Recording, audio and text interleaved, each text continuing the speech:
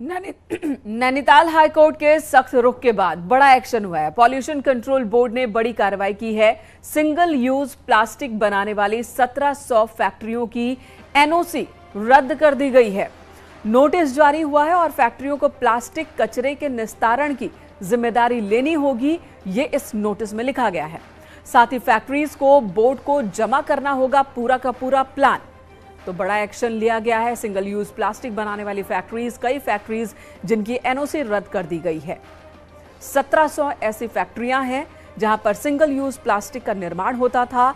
उत्तराखंड में हाईकोर्ट के कहने के बाद इनकी एनओसी रद्द कर दी गई। सुनील नौप्रभात हमारे साथ जुड़ चुके हैं। सुनील, एक बड़ा एक्शन, बहुत बड़ा एक्शन लिया गया। हाईकोर्ट ने बहुत पहले ही ये सख्त कहा था, आदेश दिया था कि उत्तराखंड को सिंगल यूज प्लास्टिक से मुक्त कर। पीएमईजीपी योजना के तहत 10 लाख लोन लेकर क्या अपना खुद का बिजनेस शुरू करना चाहते हो? इसे लेने के सीक्रेट्स को जानना चाहते हो? तो फ्रीडम ऐप को अभी डाउनलोड कीजिए। करना है। कई बार इसे लेकर के अभियान भी चलाया गया। कई बार सरकार ने कहा कि हम इस पर काम कर रहे हैं। अब जाकर फैक्ट्रीज की एनओसी रद्द की गई है। बिल्कुल मेनिका, और ये मजबूरी में उठाया गया ये कदम है पॉल्यूशन कंट्रोल बोर्ड के द्वारा, क्योंकि आप देखेंगे कि सालों से ये फैक्ट्रियां बिना ईपीआर प्लान के, यानी कि यदि आप सिंगल यूज प्लास्टिक का प्रोडक्शन कर रहे हैं, उसका उत्पादन कर रहे हैं, तो उसके निस्तारण की, उसके वेस्ट मैनेजमेंट की जिम्मेदारी भी आपको लेनी होगी और इसका बाकायदा प्लान आपको पॉल्यूशन कंट्रोल बोर्ड में जमा करना होगा। उसके बाद फैक्ट्रियों को उनके संचालन की अनुमति दी जाती है।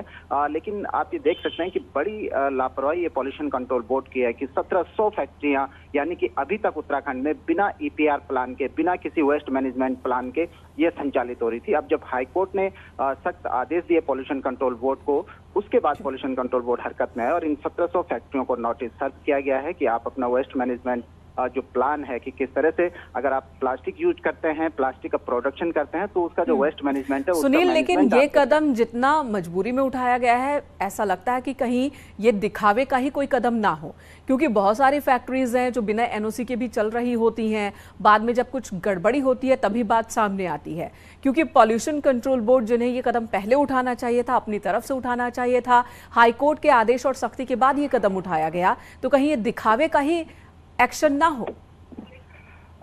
देखिए मैंने कहा ये बात तो जरूर तय है कि जो जिम्मेदारी पॉल्यूशन कंट्रोल बोर्ड की थी, क्योंकि पॉल्यूशन कंट्रोल बोर्ड की पहली जिम्मेदारी होती है कि उन तमाम फैक्ट्रियों पर निगरानी रखे, उन तमाम फैक्ट्रियों को देखे जहां पॉल्यूशन हो रहा है या जिनसे पर्यावरण को नुकसान हो रहा है। ये पॉल्यूशन कंट्रोल बोर्ड की जिम्मेदारी थी। ये अपने आप में एक बड़ी लापरवाही है कि 1700 फैक्ट्रियां पूरे उत्तराखंड में बिना किसी प्लान के संचालित होती रही और आज तक पॉल्यूशन कंट्रोल बोर्ड ने उन पर कोई एक्शन नहीं लिया। अब जब हाईकोर्ट ने पॉल्यूशन कंट्रोल बोर्ड को निर्देश दिए, उसके बाद पॉल्यूशन कंट्रोल बोर्ड एक्टिव होता है, तो कहीं ना कहीं पॉल्यूशन कंट्रोल बोर्ड के जो ऑफिसर्स हैं उनकी भूमिका भी संदेह के दायरे में आती है। जी ठीक है सुनील, धन्यवाद इस वक्त पूरी जानकारी देने के लिए।